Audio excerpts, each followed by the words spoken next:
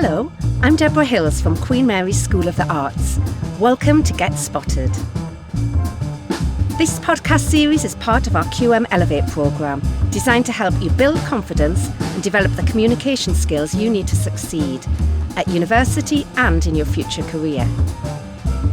In each episode, we'll talk with students, alumni and academics from different disciplines and see how engaging with assignments can be a game changer, helping you refine your communication skills and stand out in the workplace.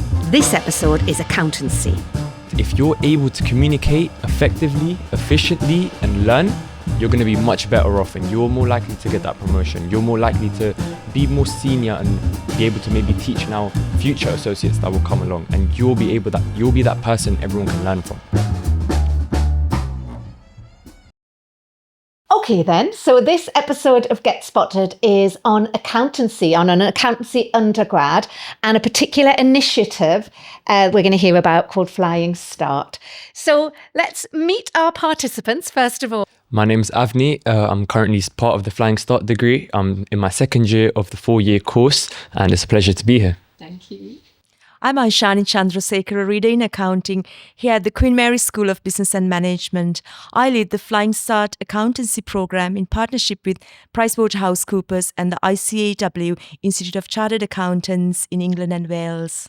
Thank you. And Price, Cooper and Waterhouse we're going to hear from a lot. And what's the acronym again that we're going to keep hearing? PwC. Every time we hear PwC, we'll know that that's what it means. Ayra, who is our alumni, couldn't be with us today, but we're going to hear from her as well. So we'll magic her into this podcast. Yes, so I'm Ayra. I studied at Queen Mary from 2016 on the Accounting and Management 3-year undergraduate course. I left Queen Mary and did a year with a FTSE 250 recruitment company recruiting in audit and risk. And then in August 2020, I joined PKF Little John as an audit trainee. I qualified earlier this year with the ACA, and I currently work as a manager in the Financial Services Audit Division. So let's start with Ishani and telling us a little bit about this initiative and the communicative skills in particular that you're wanting to develop. Flying Start degree program is created to focus on diversity and social mobility, and we've integrated paid placements and professional level exemptions from the ICAW to make sure that our students have a head start career, both a degree and substantial work experience, to have highly employable graduates from Queen Mary. So your students doing their degree throughout the 4 years, they're also going into a workplace, is that right? Yes, that's correct. We get paid placements every single year within our second, third and fourth year. And we get a lot of professional experience, a lot of opportunity to build our skills and essentially feel how the professional world is really like. Okay then. Well, tell us about your experience of taking the first year of your undergraduate course and then going into the workplace. Because for most students, they stay in university, they stay in their box and they study, but you've had to go out in the real world. Now, I think our modules really positioned us in a very good way where they taught us a lot of communicative skills. Ishani set up a module for us where it gave us professional awareness. It taught us how to communicate, email etiquette, and these little things allowing us to actually have our transition go easier into the professional world made it 10 times better, and it made me more prepared and allowed me to shine more as well. What sort of thing apart from email, how to email? Because we're going to come into that a bit. But so you're actually teaching this is do this, don't do this. What else? How to speak, how to have a good firm handshake. When you're speaking to different teams and clients, it's adaptability, and that's one of the main skills that we need to use. How are we going to change the way we speak to someone like a senior associate, or how we speak to someone who's a part of your team or a client? The way you speak and present yourself really changes depending on the person you're speaking to and what the task is essentially, and being able to do that with that adaptability is the main part that will really let you thrive. Excellent. So I'm going to keep with you and ask you, tell us about it then. Off you went into the world of work. How did you adapt? Who did you speak to? What was it like? At first, I'll be honest with you, it was a bit of an imposter syndrome. You're going for the first time at a very big corporation. PwC's a top big four firm, and it was scary, let's be honest. But I went in there very confident with more positivity, and essentially wanted to make sure my team knew my name. I gave everyone a good firm handshake. I introduced myself. I told them a bit about myself, but also extracurriculars. What are my hobbies? How can I really get to know you and be good friends with you, essentially? And I think having those modules in advance as well with Ishani helped me be able to build a good bond and understand how am I going to speak to a senior associate and how am I going to speak to maybe a manager, because there's a very big difference. With managers, I'm more professional, more strict, very concise, you could say. But with senior associates, you can be a bit more open. They're really willing to help. You can ask very good questions and they'll really give you good advice. So what's a senior associate then? Sorry, as a non-accountant. No problem. So as for my placement, we counted as just an associate, and then one level ahead would be your senior associate. One level above them would be your manager, and then it goes up to senior manager, director, partners. Uh-huh. And if somebody just thinks, I'm me and this is how I speak, and they speak the same to everyone, disaster can really stir up. You don't want to sound too egotistic at times. I know sometimes you may not realize, but it's always good to sometimes maybe be quiet in certain situations as well and understand the environment you're in, because you can essentially learn so much from just two people speaking. A manager and a senior associate speaking, you can actually gain so much knowledge from there and information. It'll really allow you to understand what tone you need to speak with and who you can ask certain questions to. So we're going to listen to Ayra and going to find out about her workplace and the communicative skills she values. Yeah, so in the role that I do, I kind of have multiple stakeholders that I need to manage. So I have people working under me, so juniors and trainees that I manage as part of my role. And then I have people working above me. So I have senior managers or partners that I need to manage. I then also have clients. So in terms of communication, I have to kind of adapt my style to suit my audience quite a lot. Juniors don't necessarily need as much technical knowledge or technical language as I would use with clients or partners. And so in terms of communication in the workplace, I would say that it's constantly evolving and you have to kind of be very flexible and adapt to your audience and how you and the information you want to present. Thank you. And when you first started, what was that like? Just going in from being a student to going into the workplace and communicating with these seniors, and tell us about that. It was a complete baptism of fire. I think that when I was at university, you used to have kind of speakers come in and talk about their experiences and stuff. And I often thought, like, I can't really relate to that person because they seem so well-to-do and they seem really on it. And I was like, oh, that's never going to be me. And it was interesting that when I started working, I was just like, oh my goodness, like you just kind of fake it till you make it kind of vibe. And you realize that actually you have the confidence to do it. And sometimes you look at people and you think that's not attainable for me. But actually, when you're in that place and you're in that position, you kind of feel like you have to kind of hold it together and kind of present yourself in a certain way to kind of meet your objective and kind of get what you want out of that meeting or out of that call. And so I think that a lot of it was kind of just telling myself that I can do it. Another thing that I used to always do going into meetings was I would always try and prepare for the worst case scenario. And this kind of just meant that if I knew what the worst case was going to be going into the meeting, there's nothing that hopefully could surprise me in the meeting. And I would be prepared for what could be the worst thing that could happen to me in that particular call or meeting. I think the key thing was just to be prepared and to know what you're talking about and to have the technical understanding of what it is that you're going to be discussing, so that you can't be surprised and you can't kind of be caught out. It is true. Sometimes things we prepare for like academic or very intellectual, but they'd ask, what's the score in yesterday's football match?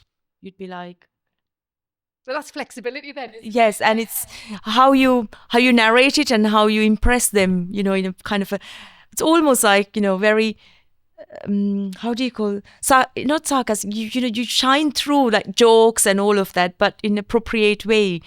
Our partner, who's one of the senior partners, John, when he comes, he always asking, have you booked a holiday, have you done sports, because and it's just to understand that you are a very well-rounded person, not just focusing on passing exams. So it's that overall welfare and the care and the self-development is so important. I think that's what they are. It's quite normal, isn't it, in accounting environment?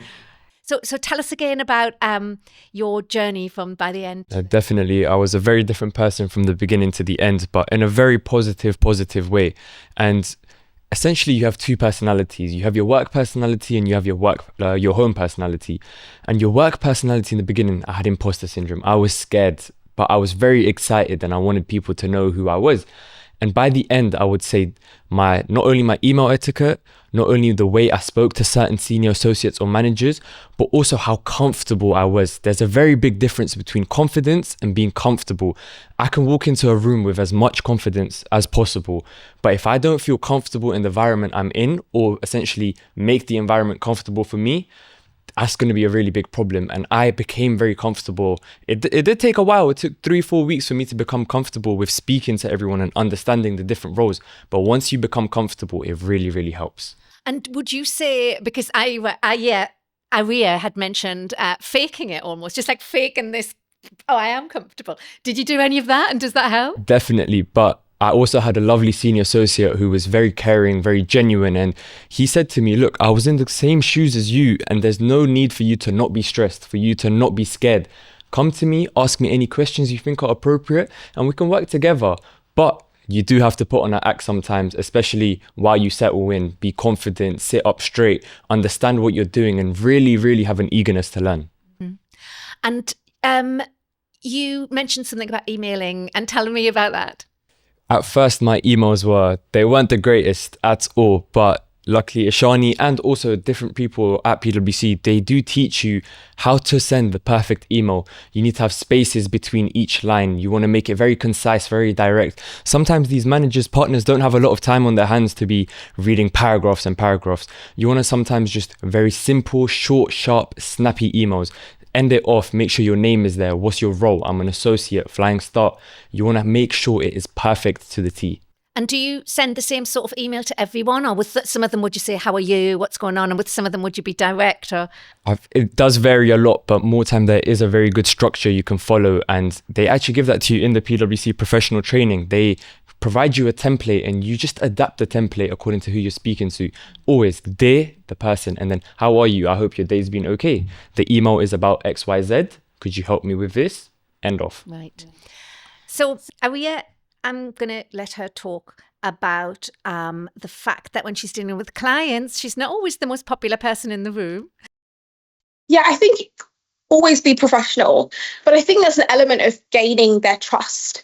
And I think it's kind of identifying that we're there to help you and to make your systems better or make things run smoother. And actually working together, we can kind of get to the goal in a way more efficient and a productive way than if I'm kind of working towards one goal and you're going the other direction and we're kind of like fighting each other or butting heads. And I think that collaboration is really, really important. And that kind of comes from building trust.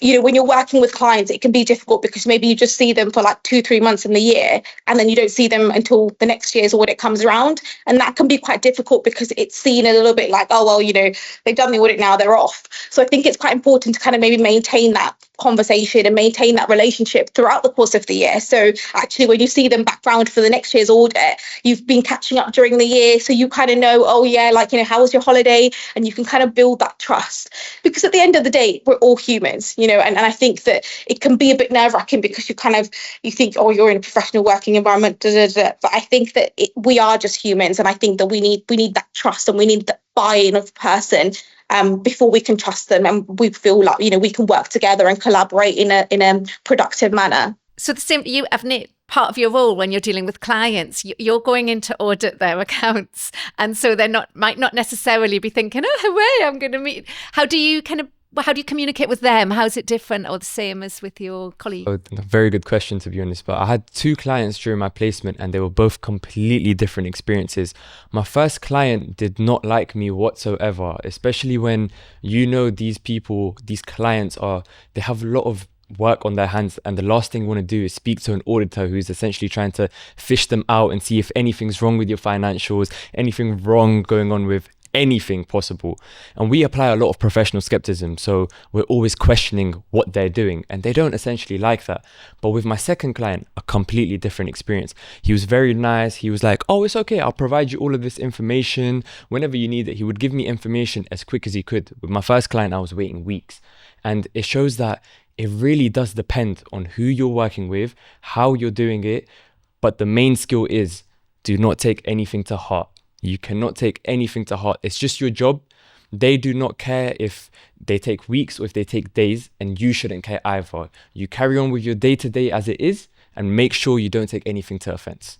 So I imagine there are some students, I mean, I would definitely have been one of them, who are quite anxious when they're having to decide, do I chase up that? Do I, you've got to be making these judgments, haven't you?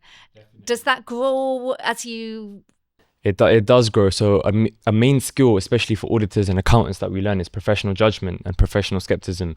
And you need to be able to read a room. If it's been 2 weeks, definitely follow up a chaser. If it's been a couple of days, maybe give them a couple more days. Maybe the weekend's just gone by, and you really need to maybe speak to someone senior in your team and ask them, what is the best way? Should I be following up or reaching out every 3 to 4 days, or maybe every 1 to 2 weeks? And your team will let you know. Everyone here is to learn and essentially provide you more information as well. So no harm in asking. So absolutely use your team. Do not think, communicate. Yeah. And I guess there's ways of asking for these things. If you want them to work with you well, there's tact and stuff that you'd have to... Definitely. I think for me, the best way was go straight up to my senior associate, ask them. I wasn't really a person who was fond of emails. I like a lot of face-to-face interaction. If I'm working at home, I'd set up a quick 2-minute Google Meet. Let's quickly jump on a call, and then they'd happily go through information. And sometimes a 15-minute Google Meet would end up being 30 minutes, 45 minutes, because they just like to speak. They like to teach you as well. And I guess as well, there's that thing of if you don't ask, you don't find out. Definitely. But also when you do ask, you make a connection with the other person. And then because you've made that connection, you feel more comfortable, and then you learn from them. And definitely, every opportunity you don't take it's just going to work negatively against you. You really want to take advantage of every free moment you have, especially early on in your career.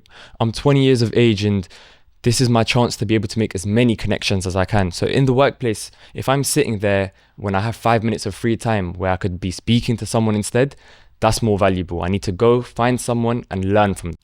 And we chatted before, and you were saying to me, when we teach these, we don't call them soft skills, we call them essential skills. That's right. Soft skills sometimes can be taken lightly, but essential skills are... A lot of the time our students interpret as a mandatory skills, and that's how we also communicate to them in emails, in presentations. These are mandatory for you, so there's a big difference between them. And I think for an accountant, that discipline that requires from a very early age comes from that essential skills piece. So we've looked into it a lot of the time from a very different angle, to make sure that our students stand out in the crowd. And these are the kind of valuable attributions that comes. You could be sitting in a corner, or if you're sitting with your team, networking and learning, there's going to be a very big difference between those two people. And if you're able to communicate effectively, efficiently, and learn, you're going to be much better off, and you're more likely to get that promotion. You're more likely to be more senior and be able to maybe teach now future associates that will come along, and you'll be that person everyone can learn from. So, was everything perfect, or did you make any mistakes along the way? Oh no, mistakes were definitely made. When I was speaking to you earlier, I remember telling you, when I was shifting to my second client, I think I was 2 weeks into my second client, and my first client emailed me saying, you haven't uploaded a document. And I was scared. I was like, oh no, where have I put this document? Where has it gone? And what I done was I calmed down and understood I just need to be open. I need to be communicative. And that's where these skills really came to life. I just gave him a quick email saying, no problem, let me have a look. And I was a bit unorganized with my first client. And this really allowed me to become more organized with my second client. I learned from my mistakes. I quickly found the document. I sent it over to them. I apologized because at the end of the day, it was my mistake and I have to own up to that. Accountability is a very big thing. But oh God, did it teach me. During my second client, every document was organized as perfect as it could be. So yeah, we learn from our mistakes, and I think so often we're so anxious about making mistakes, and what we don't realize is you can repair them. Yeah, and it sounds like you said, you actually apologized, which some people might not, so taking accountability as an accountant. Good. Yes. I wanted to ask you about your writing. So part of your degree is to go into that workplace, but then you're assessed on the report. Is that right? Tell us about that. So the Yep, the report is essentially how was the experience for those 3 months, January to March. And these 12 weeks, essentially, this report is me summarizing what I've learnt, the experience I've gone through, who I've spoken to, but more importantly, during placement, we were given the vital opportunity to go get feedback from senior associates, not only positives, but also negatives, so we can learn from them, reflect on them, and use it during our second placement. And essentially, this report is a summary of that with a word count. But it's not, I'm able to read it and learn from it, essentially, is what I'm saying. And that gave a really good opportunity, because I've read my report again, I think 2 weeks ago, and I realized, oh wow, there were so many little mistakes I made that I can now rectify, reflect, and be able to see how I'm not going to make these mistakes again. Had you written anything reflective before? Had you written anything similar to that kind of thing? Unfortunately not, and I think I regret not being able to go through like sixth form in my first year, not writing reflective pieces. It's not normal. It's happening. We're not. It's not. And being able to now look back at this piece, it shows very, very good discipline as well, because I know I'm going to be reflective for as many years as I possibly can be. So it actually helps, doesn't it? Definitely. Was there at any point you thinking, oh, if I want to get a distinction, I better not mention the fact that I didn't send that email? Definitely. But I think it's about, of course, being ethical, but more importantly, being accountable and just understanding the best skill you have is essentially communication, and that will get you very far. Yeah. And when you read these reflections, I guess you feel like you've gone into that workplace, you can see their emotions. Are they allowed to put their emotions in? Absolutely. So you can see the deep understanding of professional work practice, real work-based practice. And everyone's report was very unique.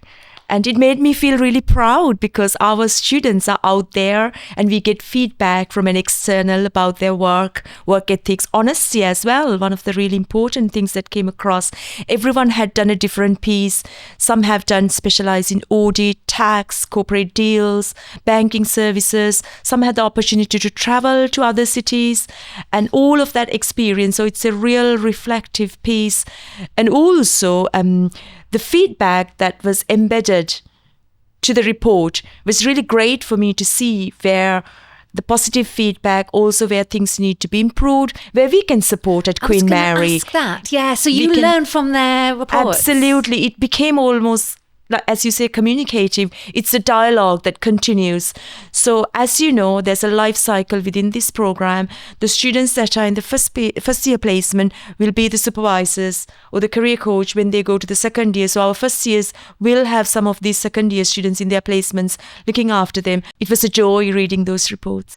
So Avneet did Flying Start, and part of his degree, he had to write a reflective report about how it went in the workplace, about his mistakes as well as his glories. Do you think that's important? And can you see how that would be useful for you or in the workplace? Yes, I think it's extremely important. I think just generally in life as well as work, kind of looking back to learn from your mistakes and see what you can do better. So what we have at my firm is we have an appraisal that we do after every job that we've worked on, where you kind of write your comments on what you think you did well, what you think you could improve, and then your people working above you or people working under you, so 360 feedback, will kind of tell you what they think you did well and what they think you can improve. And I think it's a really good way to develop professionally and personally in your skills and in how you approach work. We also have debriefs after we finished an engagement, where we get the team together and we discuss, where do we think we can be more efficient? What do we think we did really well that we want to do again next year? What do we think we couldn't do next year? And it's a really good platform to get a lot of people different opinions and a lot of different ideas together, because sometimes when you're at a certain level you kind of think a little bit on like I'm this way and this way, but it's nice to kind of get that collaboration at all levels and understand where can we be more efficient, where can we work better and be more efficient and productive. And you mentioned to me that when you reflected about certain things you learned as a student and you then had to teach in your workplace, that you've done it differently. Can you tell us about that?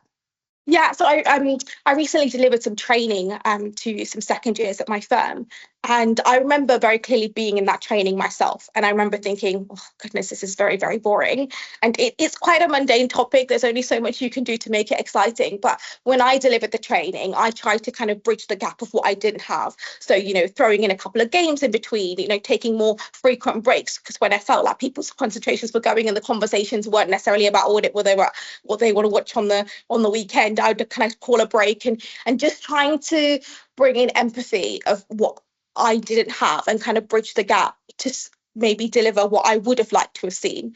I feel like that really, I hope, and the feedback that I got from the intake that I trained was that they found it useful and they found it like productive, that it wasn't kind of like a little bit mundane. Everyone sits with their laptops in silence and trying to like do the training. And I think that's, I guess, a good example of just like looking back and reflecting on and what you can kind of take forward and bring and make better. I think something it would be good to hear from Ayra that we've created very safe spaces at the university for women to grow and for them to feel that they have this support in a mostly male-dominated world, as you know, accountancy and finance. And if you could tell us a little bit more, Ayra, about how do you feel and the mentoring and coaching, how that supports you being a woman of color and coming from a state school background where things were very, very different. But now you see it from that, having that Russell Group education and the tools that you need. What could you share with us some experience being a woman at a top firm in accountancy, how you take that in a day-to-day life, please? I love this question because I think that often when we talk about diversity in finance or diversity in corporate, the conversation is very much around like women and men and, women having more opportunities and so on. And I think there's an element of that that's forgotten, and that's women of colour, because I do think that we face very different challenges to, our English counterparts because of the colour of our skin. And I think that we have an additional hurdle to fight. To this day, I still get told sometimes when I meet people, oh, you speak very good English. Your English is very, very good. You don't have an accent. And it's kind of my progressions like that you kind of, you still hear to this day. And even like, looking at role models, like there are female partners, but then there's very few female partners of colour. So then when I look up and I think, okay, who's my role model here? And I think that can be quite challenging. And I think that I was told when I was at high school once by someone, the best way to kind of deal with that scenario is to be so educated and be so knowledgeable at what you do, be so good at what you do, they can't hold anything else against you. So be the best in the room. So it doesn't matter what the colour of your skin is, what your gender is, where you came from, be the best in the room, that they need you in that room. And try as close as you can being to indispensable. So they need you in that room, regardless of your background. I found that when I came to Queen Mary, for example, I'd managed to get like a couple of days work experience at KPMG, and I worked extremely hard to be able to get it. And I remember coming to Queen Mary, and I remember sitting in my first seminar, and we were talking about like our previous experience before getting there. And someone said to me, "Oh, I did like a month at this accounting firm." And I was like, "Oh my God, that's amazing! How did you get that experience?" She was like, "Oh, my dad, he's a partner at the firm." And I was like, "Oh, okay." In my workplace now, you get people from very different backgrounds, that come from like private schools or and so on. And I think that, again, I think it's really important to be grounded and just remember what you stand for, and all the skills that you've developed to be there, and then just telling yourself that you have every right to be there, regardless of what other people may think. And that can be quite hard sometimes mentally, to always have to be that strong and to have that additional layer. Like, I should just be able to go to work, do my job, and then that should be it. But unfortunately, the world that we live in means that there are those kind of complications that needs to be taken into consideration. For me, my advice would very much be the best in the room. And that way it shouldn't matter. And it will matter, but you want to be in that position where they want you in that room because they think that you're the best. And you're going to be the role model, isn't she? Like, you haven't got any role models, but you will be the role model. I want to be, because I think it's so important. And I think sometimes, particularly with women, they kind of get to a senior position and then they forget what it was like when they were coming up. And we discussed already the empathy and the look back. I think just having the empathy and looking back and just remembering what it was like for you, and just to be able to offer a helping hand and to kind of pull them up with you, because I think we're stronger together at the top, rather than like some people get there and then they gatekeep and then they're like, well, I made it now, so that's good, and then they don't necessarily like offer the helping hand. One very last question then, Avneet. Do you think it's changed you as a person who, outside of accountancy, as an individual at university, is it with your friends, with your family, any difference? I think, yes, not overly, because at the end of the day, like I said, your professional personality will be very different to the personality you share with your friends. But it helps you become very concise, and you can read body language much better. You can read a person's tone much better. And these professional skills, they become interpersonal, and you can really use them in your day-to-day life. And I think that's how it's changed me for the better. Excellent. And in the very first year, we encourage students to find a friend. That's a very essential skill. We're not very focusing on the academic side in the first semester of the degree. We ask students to focus on finding friends and settle down. And that way they have a peer-led groups organically, naturally develop among themselves, and that helps our students study as in small groups. And you can see in a reflection of looking at their marks, and the grades are a reflection of their friendships because they've studied together. And this came across in the latest exam they sat, and it's really really unique character. Flying Start students have a lot of social gatherings, and some of them are as part of PwC gatherings, or here at university as well. We go out, we are planning a sports fixture, so students are very much together as a small community. So it's a very special program that I lead. Sounds amazing. Thank you both so much for sharing all this stuff about Flying Start. Thank you. No, thank you You're for welcome. having us. You'll find all of the links discussed on the Get Spotted webpage. And if you want help in developing your communication skills, why not sign up for the Communicate with Impact Masterclass or one of our other modules, free to all QM students. Details on the QM Elevate webpage.